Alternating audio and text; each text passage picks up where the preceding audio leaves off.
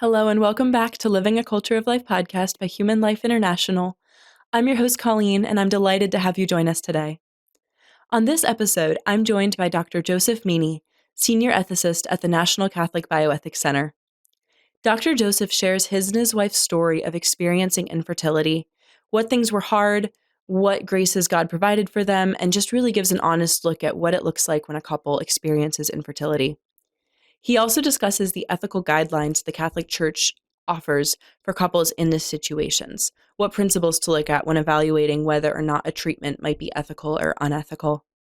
At the very end, Dr. Joseph shares some very helpful advice for friends and family about how you can best help support a couple in your life who may be struggling with infertility. It's a wonderful episode. I'm very excited to be able to share it with you today, and I hope it's helpful. As always, if you're listening on our audio platforms, please leave us a 5-star review and subscribe to the show. And if you're listening on YouTube, please like this video and subscribe to our channel and hit that bell notification so that you can get notified every time there's a new episode. Doing any of these actions really helps get our show out to new audiences who might benefit from it. Without further ado, please welcome Dr. Joseph Meaney to Living a Culture of Life.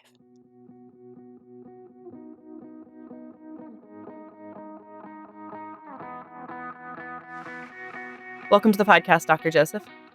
Hi, it's a pleasure to be with you. It's a pleasure to have you back. We've had you on the show a couple of times, and I always enjoy our conversations about these important bioethical topics. Yeah, thanks. Yeah. Well, today we're going to talk about infertility and both your own experience with that, as well as what the ethical guidelines the church offers for couples who are dealing with infertility. So could we just begin with you sharing your own journey going through this? Yeah. So my wife and I both come from very faithful Catholic families. So there are a lot of children all around, lots of cousins, lots of siblings. And we kind of assumed we were going to have a large family, kind of just in the air, if you will. We were certainly open to that. And a year goes by, 2 years go by, no children. So then we started investigating, see if there was a problem. And we basically found a situation where we had kind of subfertility. So it wasn't, sterility. It wasn't impossible to have children, but it wasn't the best. And that was the case with both my wife and with myself. And so then we, got medical advice in terms of things that we could do and started, exploring different options. And time kept going by. Several more years went by, no children. So got even more serious about it, looked for more things that could be done. I ended up having an operation. My wife ended up having an operation. We looked for all kinds of different, medical possibilities. We had a lot of people praying for us and different things. And we finally achieved the pregnancy of our daughter, Therese, after 8 years of marriage. So it was quite a long time. And then Therese was born, 9 years after we were married. In 2009. And after that, we were, hoping to have more children. And my wife conceived and unfortunately had a miscarriage in the first trimester. And then after that, we were never able to have more children. So we're very grateful for our daughter, Therese. It's wonderful to have her, but she doesn't have any living siblings. And that's very sad. So my wife has written pretty extensively about this and spoken about it as well. Actually, while I was working for HLI, we had a publication called Embracing the Cross of Infertility, which she wrote before Therese was conceived. So at that point, we didn't know if we were going to have any children at all. Actually, Therese came very soon after that publication, which was kind of interesting.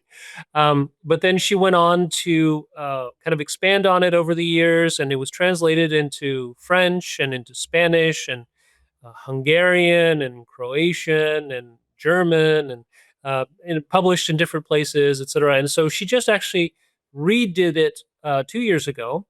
So now it's When Expecting Doesn't Happen. And that's with a new publisher, which has changed. So the publisher, I think, was bought out.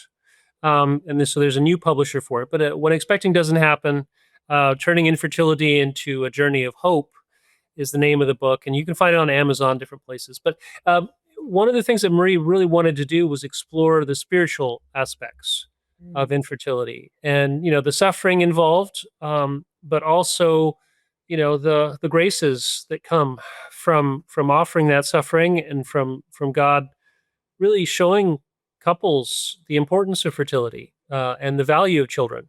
Which, as I was working in the pro life movement, it was kind of ironic, right? That, working full time to help children to be born and not to be able to have children of my own. And looking around at my colleagues, a surprising number, uh, higher than the 7 or 8% of people who have suffer from infertility.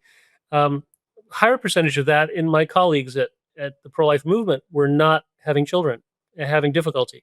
So we kind of felt kind of a spiritual oppression there, and maybe a spiritual attack, because why is it that people who are working for life are having trouble bringing new life into the world? And something that really marked us was a priest who prayed for us, did deliverance prayers, etc., and anointed us with oil. And it was not like an exorcism. It's not, but it's kind of in that range, right, of deliverance prayers, like the Saint Michael the Archangel prayer, and very powerful prayers for protection against curses and evil influence. And Therese came 9 months after that prayer, so we kind of felt maybe that was very powerful. But yeah, it was a quite a journey, quite an interesting journey, and also just to see the difficulty.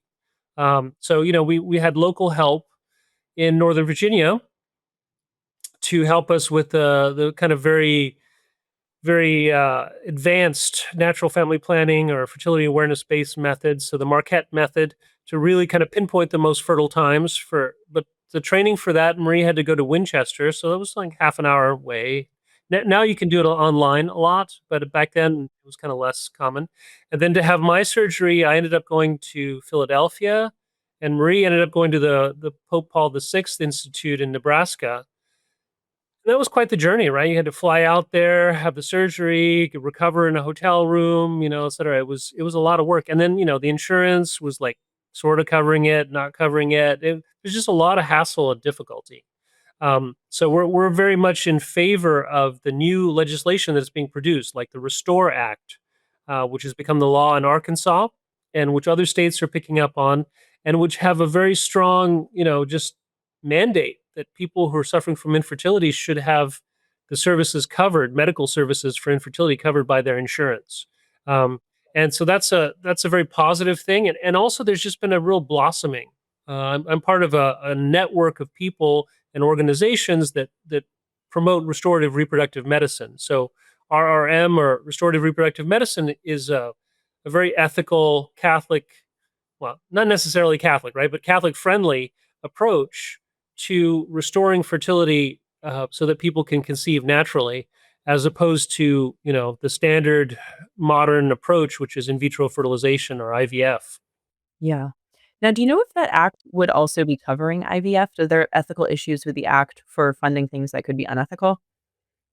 Yeah. So what the act does is essentially guarantee funding for restorative reproductive medicine, and it's silent about IVF, and very, very self-consciously so. Uh, Fortunately, IVF is not covered by a lot of insurance, because again, it's very expensive, it's not very effective, and insurance companies, tend not to want to cover procedures unless they absolutely have to. So that was a big discussion actually with President Trump, was that he was contemplating some kind of mandate which would force insurance to pay for IVF, or even have the federal government pay for IVF.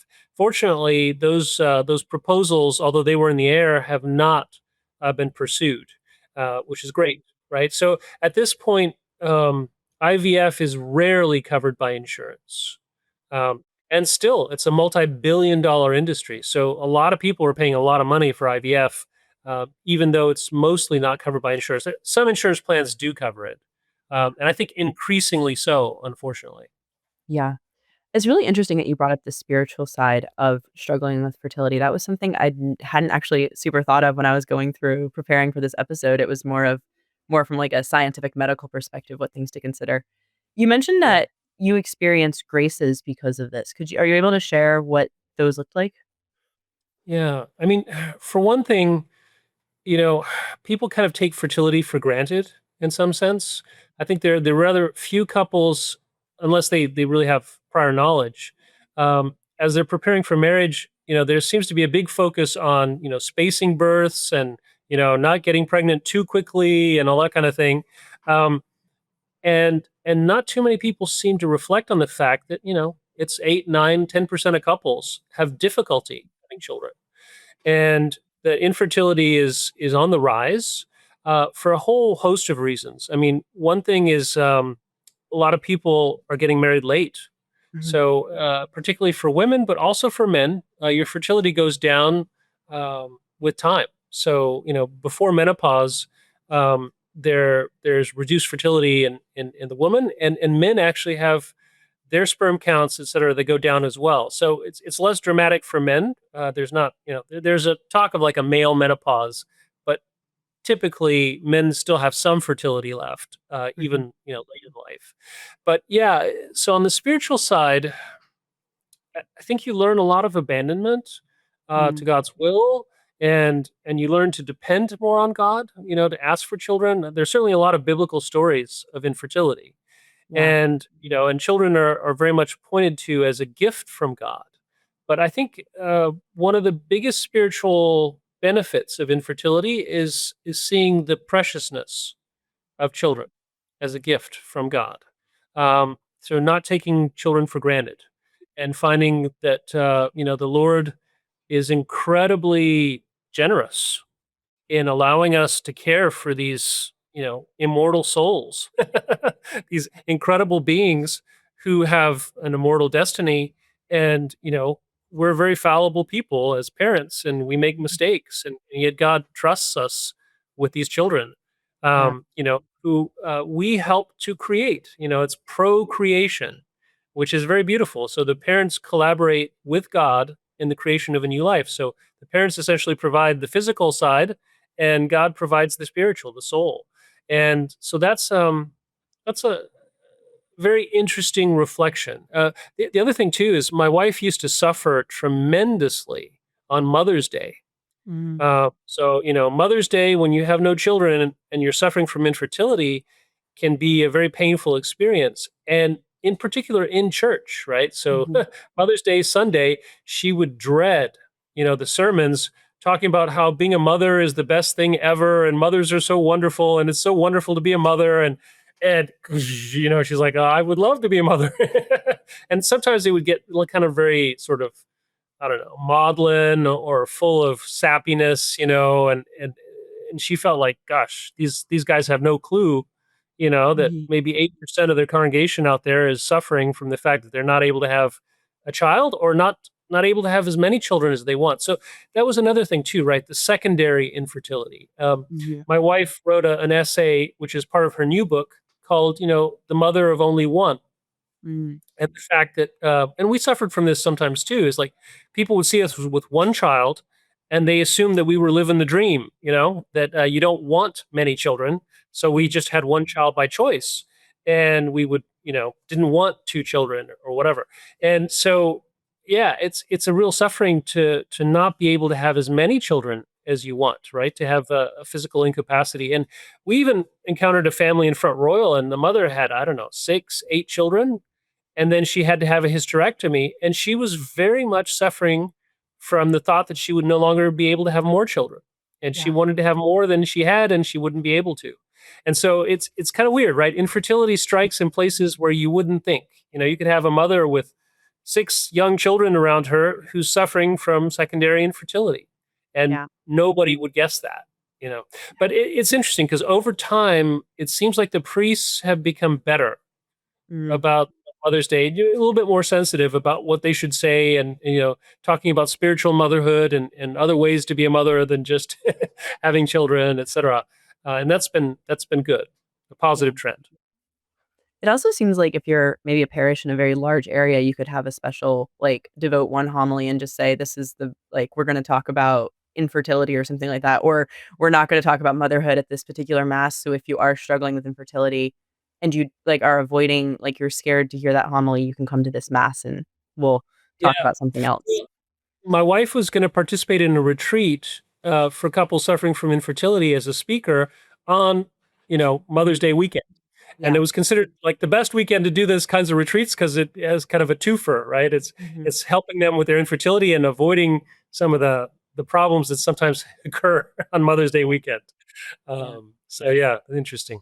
What was your experience as you were going through that with getting advice about moral things that you could do? Were you already aware of different treatments, or was that something that you didn't really know where to turn and then were able to find advice elsewhere? Because I've heard that from some couples that they are talking to their priest and he doesn't necessarily know what to advise. And it's not till a friend mentions NaProTechnology that they even have somewhere to look. Yeah, that's right. I mean, we were in a very good place in terms of Human Life International is a hub of information. HLI is in contact with tons of folks Hmm. involved in natural methods and infertility care, et cetera. So we never had a problem finding the resources, which I think is a major issue. Hmm. There's a group out there right now. It's called FACTS, FACTS. So it's like Fertility Awareness Collective to Teach the Science. But Okay. they exist as an organization to train medical professionals in restorative reproductive medicine. Mm-hmm. Because unfortunately, the vast majority, I don't know, 90% of Hmm. medical students and nursing students and other medical professionals just don't study it.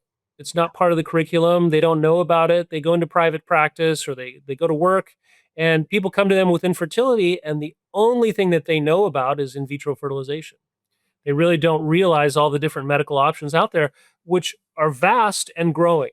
Hmm. uh, you know, the area of restorative reproductive medicine is expanding tremendously. New techniques and procedures and diagnostic tools, um, and that's very positive. But unfortunately, if your doctor doesn't know where to refer you, and you don't have knowledge yourself, then for some people it's just simply ignorance, right? They end up with in vitro fertilization by default Hmm. because they don't know of any other possible treatment. And then that's really a shame. I think there's work being done Hmm. now to make more medical professionals aware, but also to make just the general aspect of restorative reproductive medicine more savvy through the church and also just general society. Yeah. That's one of the concerns I've heard people raise about Trump's IVF position is obviously the ethical issues with it, but then also is that going to divert funding that could be put into research for restorative reproductive health or helping people get that? And basically, when you focus all the attention on IVF, is that detracting resources that could be used to help expand ethical means of treating fertility that actually often get to the root cause instead of just trying to put a band aid fix on it? So, Yeah. And yeah. and there's really a mission for Catholic healthcare Mhm. to to be kind of a point of reference. I mean, the ethical and religious directives for Catholic healthcare services says, black and white that they should be offering training in, natural methods of fertility regulation, but also, Mhm. truly good um, means to overcome infertility. So restorative reproductive medicine. And so some Catholic healthcare systems, I think, are kind of taking up that challenge. And a Mhm. lot of Catholic clinics, I think more of the energy is happening kind of at a lower level than the hospitals, in private medical clinics and whatnot. And so places like the Tepeyac Center, in Northern Virginia, but the John Paul II Center in Austin, Texas, which has a very interesting model there, actually. So it's the only place that I know of which is a crisis pregnancy center. It's a family medicine office, so OBGYN, family medicine, and fertility care for infertility. And it's all in the same building. So, one door takes you to the crisis pregnancy center, another door takes you to the doctor's visit, and a Mhm. third, and the doctors and the medical staff work at all three clinics, and they kind of rotate through. It's a nice model, Yeah. but you know, there are all kinds of different options out there. Yeah. Well, I think a lot of our audience, if they don't already know, have already picked up on the fact that IVF is an unethical way to achieve pregnancy. But could you just briefly go over for our audience why that is? Yeah, so IVF was condemned by the magisterium of the church, 1987, in the document from the Congregation for the Doctrine of the Faith, Donum Vitae. It actually pointed to the need for good Catholic bioethics because the first child born from IVF was in 1978. Mm. And to get the first church document, right, the first published official teaching was 1987. So you had 9 years in which people didn't really have Catholic teaching Mhm. in a kind of, very concrete, very explicit way. They could have figured out, with good Catholic bioethics that IVF was not right. But yeah, so since the 1980s, the church has spoken very clearly about that. The rationale that was provided in Donum Vitae actually built on Pope Pius XII's rationale in the 1940s and 50s. So already in the 40s and 50s, they were starting with artificial insemination. Mm. And Pope Pius XII condemned that using a distinction that was then picked up again in Donum Vitae. So essentially saying that the church is in favor of treatments to overcome infertility, but Okay. the church is against anything that replaces the conjugal act. So the human beings have a right to be conceived by their parents in their loving embrace, the sexual act carried out in a normal and loving fashion. And any type of means to overcome infertility which replaces rather than assisting the conjugal act is usurping that very personal way that God intends for us to be conceived, and the only really dignified way for a human being to be conceived in conformity with human dignity. And so this is the problem with IVF, is that it completely replaces the parents. Yeah. And the way that I usually refer to this is the fact that in vitro fertilization, the mother and the father never have to be in the same room. Mhm. They never have to meet. So there are lots of circumstances where children are conceived with donor gametes. And of course, the word donor is a euphemism, because generally people are paid for their sperm donations, or they're paid for their egg donations, quote unquote donations, right? In fact, Mhm. they're being paid for that biological material. And then the human person in vitro fertilization is conceived, in vitro means in the glass, literally in a petri dish, in a lab with some lab tech who's introducing the sperm and the egg. There's a modern technique which is becoming quite common, which is called ICSI, ICSI. And ICSI is intracytoplasmic sperm injection. So instead of allowing the conception to happen through a natural means, that is allowing the sperm to penetrate the egg naturally, they actually select a sperm and they inject it into, in a very kind of violent way. There's a kind of needle basically introducing the sperm into the egg and forces that conception to happen.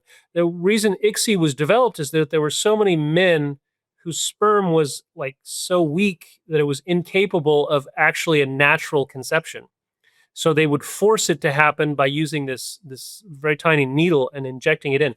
The problem, of course, is that if the sperm is not able to conceive naturally, Mhm. generally there's a reason for that. Yeah. Generally, there are genetic anomalies or other, health issues associated with that. So there's a disproportionate number of the children conceived by ICSI who have genetic problems, who have physical health problems, etc. So then, of course, they do implantation diagnostics, where they look at the embryos to see, is this embryo normal? Does the embryo have health problems? And anytime they can detect an anomaly, then they kill those embryos. So ICSI, they try to make ICSI result in fewer handicapped children by killing as many embryos as they can that don't Mhm. look, healthy, but still a ton slip through because the diagnostics are not that accurate anyway. But it's all horrific. I mean, who would like to have their children conceived by a stranger in a lab, and then with the ICSI procedure, using this violent means of introducing with a needle the sperm into the egg? It's just, terrible, terrible. Yeah. Yeah. Are you able to go over now what guidelines the church offers that are about ethical means to be able to help couples conceive? I know that the church lays some of those out. So if you could go over what those principles are. Yeah. So, I mean, when one has that general principle, right, that one is Mhm. allowed to assist, one is not allowed to replace the conjugal act, then it becomes a question of like, okay, so what is assistance? Mhm. What is a good form of healthcare? And essentially, the church has always said, and normal Catholic bioethics has always said that as long as one is respecting the dignity of the human person, it is a good thing to repair a disorder, to Mhm. repair a diseased organ, to repair something that is not going right with one of your biological systems. So with the reproductive system, there are a lot of things that can go wrong.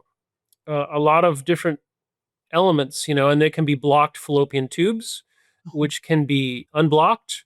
And sometimes even people who've been sterilized, right, had tubal ligations, they can reverse the tubal ligation. Similarly, for men, right, there can be problems with having had a vasectomy Mhm. and having their vas deferens tubes tied, and those can be unblocked. But there are all kinds of different problems that can occur in terms of hormones. Mhm. And one of the worst forms of infertility, one of the most tragic forms, is when women have miscarriages constantly, so that they're not able to carry the pregnancy to term. So they're able to conceive the child is born, the child implants in the womb, but there's not enough, their hormone levels are not correct. And there's a very delicate balance of hormones that make a pregnancy successful. And if Yeah. those, the progesterone levels are too low or too high, or the estrogen levels, et cetera, all these different things need to be measured. And really, very sadly, the traditional thing that would happen in the US is they would wait for a woman to have multiple miscarriages Mm. before they would actually even start treating her hormone levels. Whereas, from a good medical perspective, if a woman is having trouble with her pregnancy, they can intervene right away and save that child. Not wait for that child to die, but give her the hormones she needs. Mhm. There, different problems with women who would sometimes have miscarriages because their cervix was incompetent. Right, the cervix wasn't strong enough to hold the pregnancy. But there are different things that they can do to, like, strengthen the cervix or even tie the cervix in a way to help the mother to maintain that pregnancy. One of the biggest problems that seems to occur just a lot right now is endometriosis. So the endometrium is the lining of the uterus, which is where the embryo implants and then grows, and also the placenta. And one of the ways in which the birth control pill can act as an abortifacient is by messing with and thinning the lining of the uterus, such that the child, the embryo, does not implant, but instead miscarries very early in the pregnancy. So this is Endometriosis is when the lining of the uterus gets outside of the uterus. And so it can be in different parts on the ovaries or on the fallopian tubes or on the outside of the uterus instead of on the inside. And what that does is it creates very painful, because as the hormonal cycle goes through the menstrual cycle, at the Mhm. time when the endometrium is thickening and growing to prepare for a conception, which happens every month, the endometrial tissue, which is outside the uterus in endometriosis, also engorges with blood and grows, and that, because it's not in the right place, causes a huge amount of pain during the menstrual cycle. And sadly, what was done for a lot of women who had endometriosis was put them on the pill so that they wouldn't have their monthly cycle, so that they wouldn't have the pain of the endometriosis. But the endometriosis was still there. It just was, they were taking care of the symptom, but not the root cause. And then, when they want to have a child, endometriosis can cause infertility. So there are all different kinds of surgeries now that are available to go and get rid of that, which, has the benefit of the woman being able to conceive a child, but Mhm. also to have less pain. Because the pain of endometriosis on a monthly basis can be quite severe, so that's interesting as well, right? But yeah, so there are tons and tons of procedures and medications that can be taken to help men have better sperm counts. Mhm. So I had a procedure called a varicocele operation. So essentially, sometimes men will have kind of, so a varicose vein, but on the scrotum, so that the big problem with sperm quality for men is it has to be at a lower body temperature, a lower temperature than your body temperature, so less than 98.7 degrees. And if the veins in the scrotum are too large, then the heat from the blood can raise the temperature higher, and that can have an infertility effect, affect the quality of the sperm. So by taking care of those varicose veins, the varicose cell operation kind of reduces the temperature and it allows the sperm to be at a better temperature for better sperm quality. But there are a number of different operations that can be done. All the things I've mentioned now for the last several minutes are all accepted by the church, as medical treatments for infertility that are great. I mean, the number one thing to do, obviously, is to look at the cycle and to understand, when is the moment when ovulation is occurring, to time marital relations so that you maximize the chances of having children. There are about 20% of couples that suffer from infertility when they simply maximize the chances of a child by having marital relations at that moment when the wife is fertile, that are able to overcome infertility without the need of any operations or any medical intervention at all, except just the knowledge of when to have intercourse. So that's wonderful. Yeah. And when you think about IVF, it costs thousands and thousands of dollars, maybe, I don't know, $15,000-$20,000 per cycle.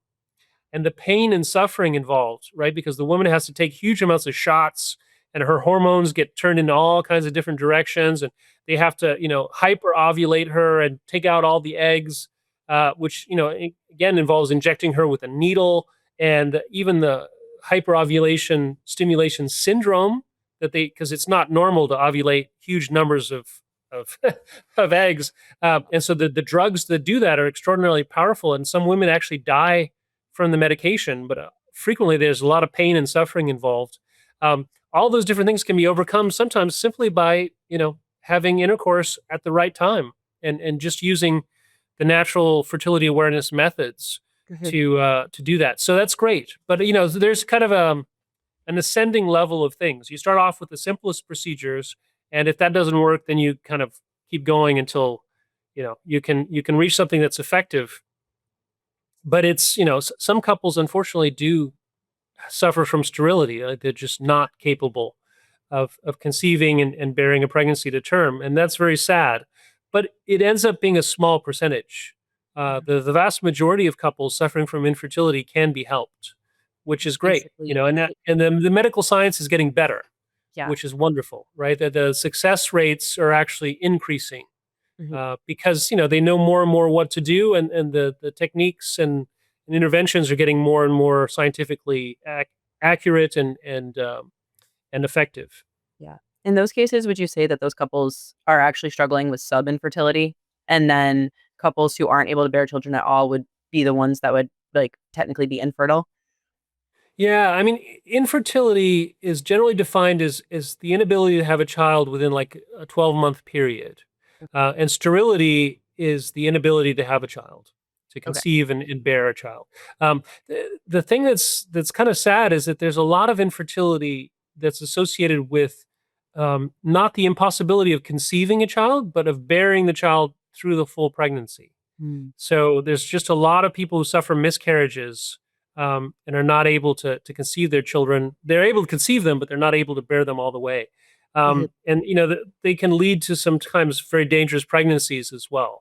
And there's a whole series of ectopic pregnancies also, where the child is, instead of being conceived in the fallopian tube and then implanted in the womb, the child is conceived and then implants either in the fallopian tube or somewhere else rather than in the uterus.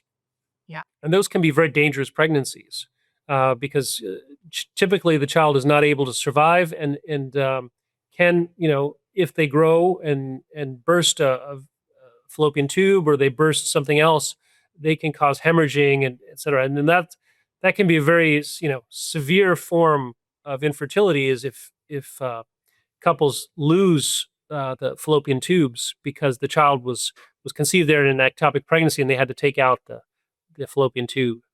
Yeah. You mentioned endometriosis. The other common cause of infertility, at least for women, that I've heard of is PCOS, polycystic ovarian syndrome. Do you happen to know what ethical treatments there are for dealing with PCOS?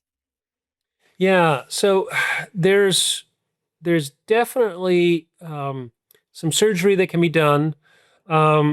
There's, I think, some hormones as well can be taken um, to kind of regulate what's going on, because it could be a hormonal factor that the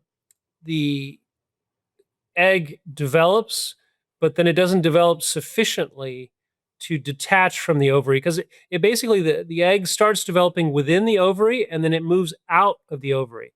So at a Mhm. certain point, it kind of like bursts forth, And in some cases, the polycystic ovarian syndrome is basically that the egg develops to a certain extent, but it stays then attached to the Mm, ovary. And in some cases, month after month, that's what's happening, and it can be a very painful thing physically, but it can also cause a situation where the ovary is kind of circled with all these eggs that have never detached, and it makes it difficult then for them to be able to have a normal ovulation. yeah. So there might be, and I'm not 100%, I'm not a medical professional, so I don't know all the different surgical techniques that are available, but I do think that there are some different things that can be done, and Mhm. also to provide the right hormones to, help the the ovulation to actually occur, as opposed Mhm. to get kind of cut off short and not detached from the ovary. Yeah. So basically, if you're going to kind of generalize some of the ethical things that Catholics could do, you have tracking your cycle to maximize the potential of conceiving, surgeries that can go in and fix anything that's irregular that could be getting in the way of being able to conceive, and then hormonal treatment to help make sure that the man is producing enough sperm and that the woman is like cycling well to maximize her ability to conceive as well. Yeah, I would say the hormone kind of comes second rather than third, simply because surgery is always, more invasive, Mhm. and usually there's recovery time from the surgery. So one of the things that happened to my wife is that she had the endometriosis operation, Mhm. and then her cycles were kind of messed up for several months because she was recovering from the surgery. And there's scar tissue and it's difficult. So the nice thing about the hormone treatments is that there's no kind of recovery time before you can conceive. And really, the only argument against restorative reproductive medicine and in favor of in vitro fertilization, in terms of if you're totally utilitarian and you don't care Yeah. about killing human embryos, you just want a baby, right? What's the quickest way to have a baby? Uh, Restorative reproductive medicine usually takes a few months longer Mhm. because you're actually healing the cycle, right? You're healing some kind of physical problem, and that can take some months, particularly if there's a surgery involved for recovery. Whereas IVF, which completely bypasses the problem, what's causing the infertility, conceives the child unnaturally in a lab, and that can happen quickly Yeah. in a shorter period of time if you're not really concerned about all the ethical problems associated with it. Yeah. Are there any treatments for infertility that might seem, like, surprising that Catholics might not think of immediately? I think that when you're thinking about treating infertility, things like balancing hormones and all of that is a little bit more, um, obvious that that would be ethical. Are there any treatments that might not on the surface seem like they would be ethical that actually are permissible? Yeah, I mean, there's a whole list of things that are kind of in a gray area Mhm. that the church has not made a definitive statement about. They tend not to be very common Okay. procedures. There was something called tubal ovum transfer, and the idea was that you would transfer the ovum, so the egg, um, to the fallopian tube and hope that a natural conception would happen after that. So you're not creating any human embryos or anything like that. You are obtaining an egg, and then you're placing it in the fallopian tube, and that's it's a lot of procedure. But then they have a normal act of intercourse. It tended not to be extremely effective.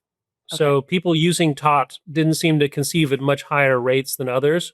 So I don't think it's a very common thing. There's another procedure was called GIFT, gamete interfallopian tube transfer, and that was kind of the same thing as TOT, except that they would transfer the ovum, and then they would also help to transfer sperm.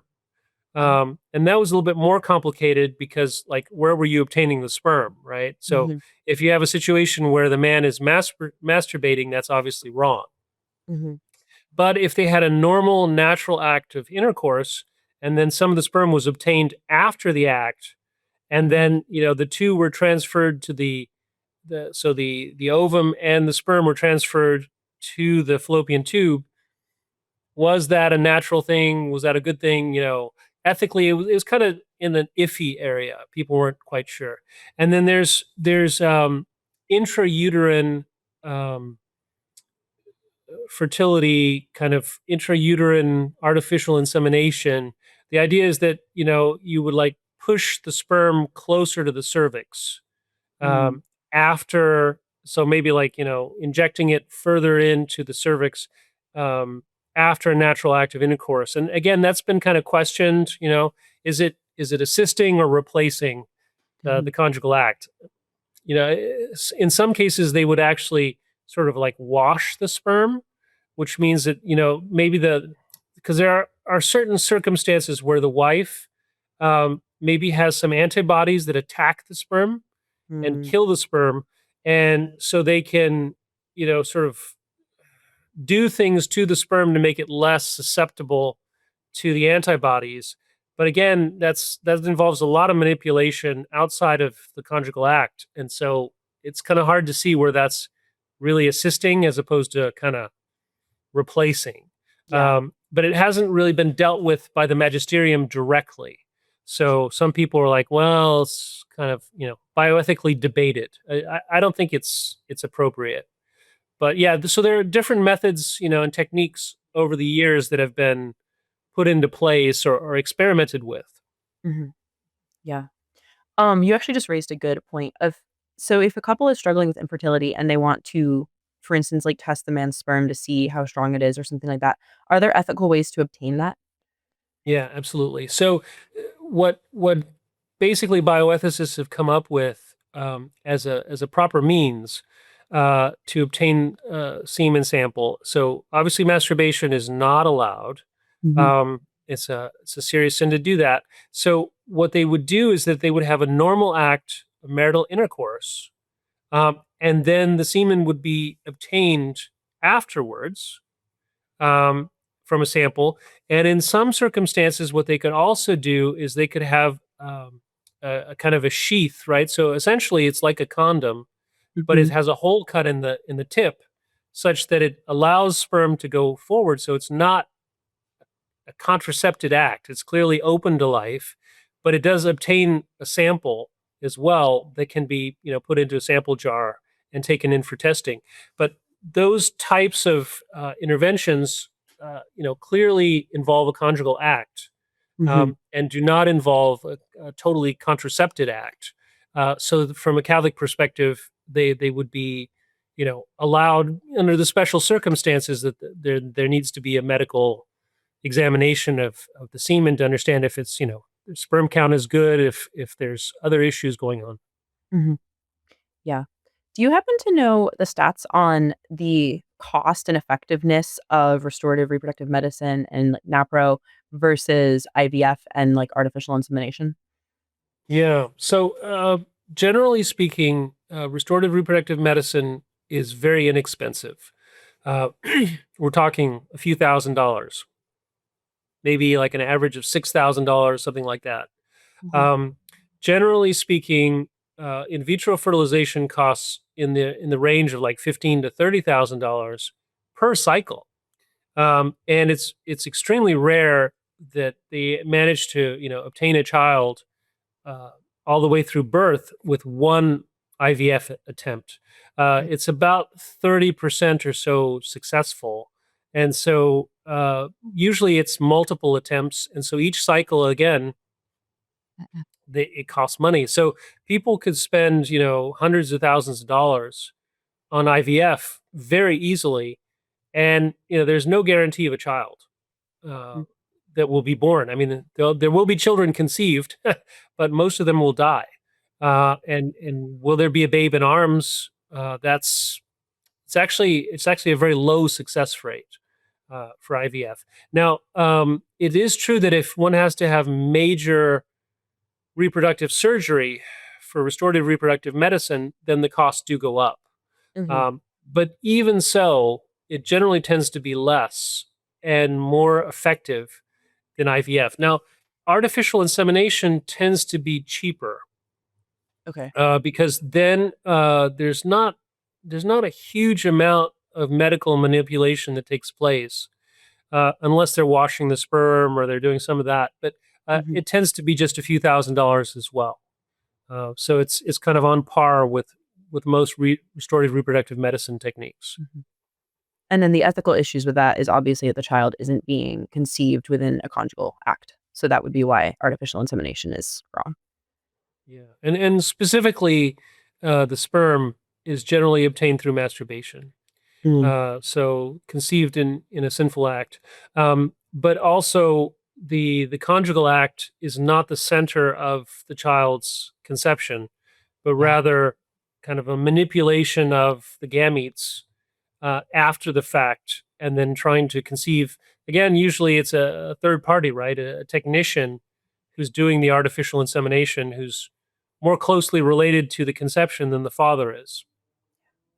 Yeah. And then you obviously run into all the issues of donor sperm and all of the things that result there. I've heard some horror Right. stories about that. So, Right. um, Yeah, we refer to that as heterologous. So there's homologous when it's just the couple's gametes, and mhm, heterologous when it's coming, other other individuals' gametes are being used, the sperm or the eggs. yeah. I think we touched on this the very first episode I ever did with you, but could you talk about about embryo adoption and whether or not that is something that couples struggling with infertility can pursue? Because obviously, as Catholics, we believe that all the embryos that are frozen are human beings that were created from IVF. Is it licit for a couple who is struggling with infertility to go forward with embryo adoption as a means of having a child? Yeah, so the church has answered that question in Dignitas Personae, which came out from the Congregation for the Doctrine of the Faith in 2008. And it says very explicitly there that embryo adoption for the purpose of overcoming infertility is not allowed. So it's interesting because there was a kind of a further question that was put after that saying, well, what if you're adopting an embryo as a form of rescue, but Mhm. not as a way to overcome infertility? And the church hasn't really answered that um, explicitly. It's kind of negative in Dignitas Personae in that they say that it seems like there's no ethical solution for these frozen embryos, but it doesn't specifically state that it's not allowed to do it as an altruistic thing, just for the purpose of saving these embryos to adopt them. But it does say that it's not a cure for infertility. That Okay. infertile couples should not do embryo adoption as a way to overcome their infertility because it's not right. Mhm. Adopting an embryo is an act that doesn't change the fact that the couple is suffering from infertility. Mhm. All it does is allow a human being to be born, um, and but it's not that couple's child. Their Mhm. infertility remains. They have simply kind of got around that infertility to bear a pregnancy, but it's not their child. So it's an important distinction, right? Yeah. Embryo adoption um, might be licit as a means to bring a child to life, to help them not to die in a very unjust situation, but it's not overcoming infertility because How infertility would remain. How is that different than regular adoption, though? Because the church does allow couples who are struggling with infertility to adopt a child who is already born. So what, is the difference between the 2? Yeah. So basically, the difference is pregnancy, and so to adopt a child who's already been born, the parents can show their paternal and maternal love for that child and bring them up as adoptive parents. Mhm. In no way. Um, in no way kind of touching on that couple's intimate life as a couple. And the real the real objection in my eyes of embryo adoption is that when a man and a woman get married, part of that marital commitment Mhm. is that they're open to children and they're open to conceiving children through each other. Mhm. So essentially, the wife is saying, I will only have your children. I will only become pregnant with your children, um, which is why, it would not be illicit and good for, if the husband was infertile, for the wife to have sexual relations with another man in order to have a child for her couple. So it would Mhm. be unfaithfulness to her husband to have a child from somebody else, Mhm. even if it's her child, but conceiving that child with somebody else. And so that's the problem in a sense with embryo adoption is the wife is pregnant with a child that is not her child biologically or her husband's child. And is that in keeping with the sacramental marital covenant or Mhm. not? And from a sacramental marital theology perspective, it seems to me that that's a difficult thing to accept. Even if they're fine with it, the couple themselves, and they want to do this as a great act of generosity. It it feels wrong Mhm. for the wife to be pregnant with a child that is not her child and not her husband's child. So that's kind of the objection. Now there are other people who say, well, yes, that's true, but on the other hand, the right to life is an incredible right, and this is the only way that the child can be born. So, you know, the two things are in conflict. I would say two goods are in conflict, right? The unity of the couple and the marital fidelity of the couple in terms of conceiving and bearing a child only of the husband, and the right to life of all these children that are terribly, unjustly kept in cold storage. Yeah. No, that's so true. What further resources does the church offer couples who are struggling with infertility? Just like, I guess we're talking about like the ethical guidelines, but are there any documents or things they can turn to for just further reflections or to grow spiritually as they go through this? Yeah, I would say that Samaritanus, no, Dignitas Personae Okay. is a very good read when it comes to all the different things that can or can't be done to overcome infertility. It explains what's wrong with IVF and a lot of other things pretty well. Donum Vitae as well from the 1980s is a good document. Pastorally speaking, um, I think there are some good books now that are available, not necessarily from the magisterium of the church, but from a Catholic perspective Mhm. on infertility. There's some good organizations out there. There's a thing called I think it's called Springs of Water in the Desert, which has a lot of reflection from couples suffering from infertility and stories of different things that people did to overcome. Uh, One thing that people don't realize, and I think it's very, very important, is the spiritual destructiveness of in vitro fertilization. Oh. So something that people don't realize that like the stress of infertility is Mhm. huge, right? And people who study infertility say that the diagnosis of infertility when the couple realizes children are not coming, they go to seek some medical help, etc.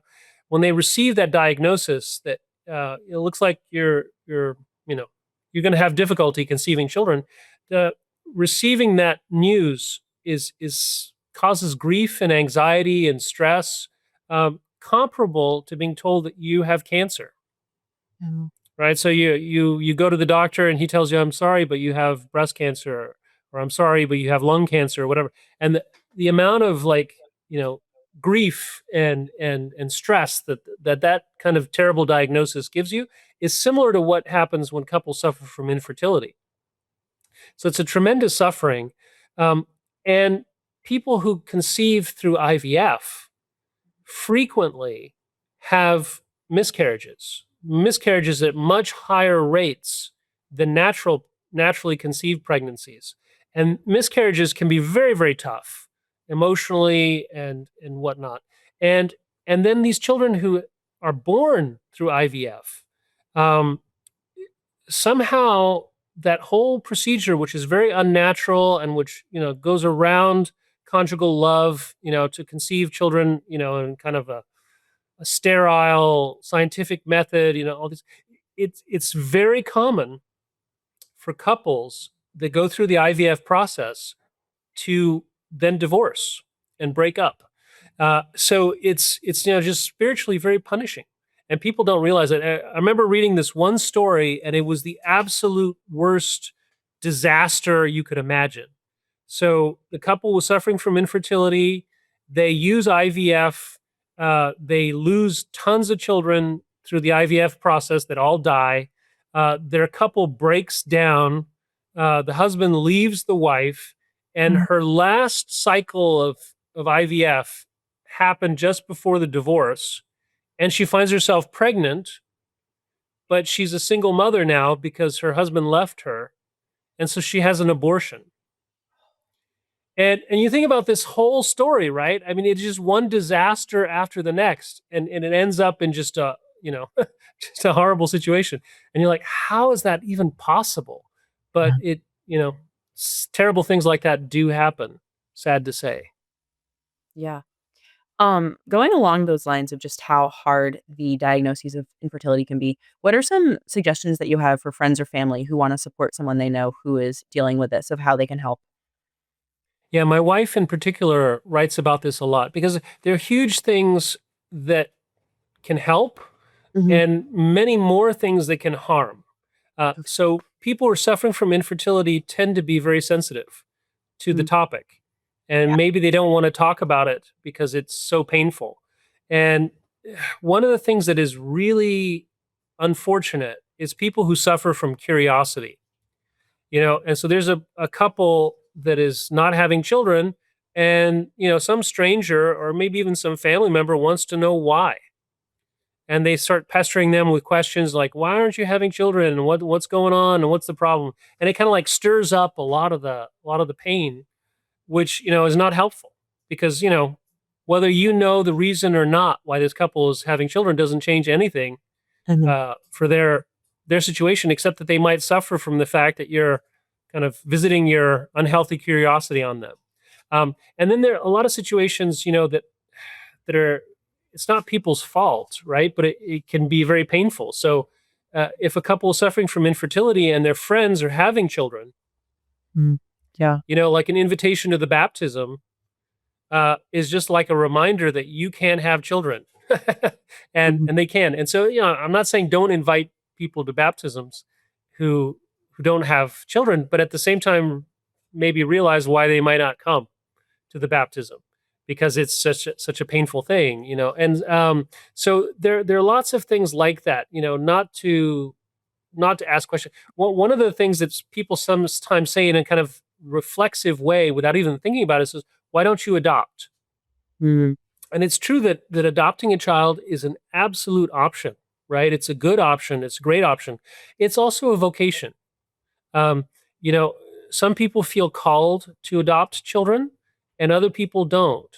And it's not even a question of infertility necessarily, because there are couples that have like 6 children and then they adopt more, right? Because they just feel called to adoption. They're not overcoming infertility Mhm. by adopting children. They just feel like a special vocation to raise children who have a need for parents. But for couples that are suffering from infertility who don't feel a call to adoption, um, it can be painful, right, to be asked that question, and it's not necessary, right? I mean, adoption is always a free choice, Mhm. and really should happen as a calling, that the couple feels that in their hearts they think that's the right thing, discern that's the right thing that they should be doing. And it's also true that adopting a child does not change the fact that they're not able to have their own children, which remains a suffering. It's not like adoption completely changes the fact of infertility. It introduces a wonderful new, human life into that family, creates a family where there wasn't one before, but it doesn't change the fact that infertility still remains, and some of the pain of that is still there.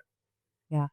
No, that's a good point, and really helpful advice too, to just be able to extend grace and be able to just recognize that this is something that they're suffering and there's suffering involved, and being able to just approach that compassionately, I suppose, and not be too curious. It's really interesting as you were saying that, just thinking about in today's secular world, we have a lot of couples that by choice are not welcoming lots of children. And I know of circumstances where people will be like, "Oh, are you guys gonna have another kid?" I don't like, especially if the couple isn't Catholic and isn't necessarily following the church's teachings for openness to life, of it can be very well meaning, but you also don't know what that couple's going with. Of yes, you want to encourage couples who are contracepting to be open to life, but then not necessarily being aware of other reasons that they might not be having children. So yeah, I think Correct. that's Yeah, it's very hard to know from the outside, Mhm, and some couples that are suffering from infertility put on a very brave face, where they don't cry in public and don't mhm, don't make it known, because they're private people and they don't want to, do their grieving in public. But that doesn't change the fact that there's a lot of suffering going on. And then the other thing too is, like, probably the best advice is not to bring up the topic. yeah, So, if they bring it up, then, be there, be willing to listen, be, as generous and kind and compassionate as you can be. But if you raise the topic, it might not be the right time. mhm, They might not be in the right place, and they may not want to discuss it with you, um, and so there's just a lot of ways for things to go wrong if you raise the topic. But if you kind of, make yourself available and you're friendly and you're there and you're a good person with a listening ear and a compassionate heart, and you make it known that you can tell me anything type of thing, then maybe they'll bring it up and that'll be the right time. But it's usually better for it to happen in that direction rather than to go asking questions. yeah. Well, thank you so much for this conversation today, Dr. Joseph. This has been really good, Yeah. both to hear the more personal side of it as well as some of the more bioethical, technical sides. So, and It's also, always a pleasure. as I was saying in our email beforehand too, is I think it really helps when you do discuss the more technical approaches and Yeah.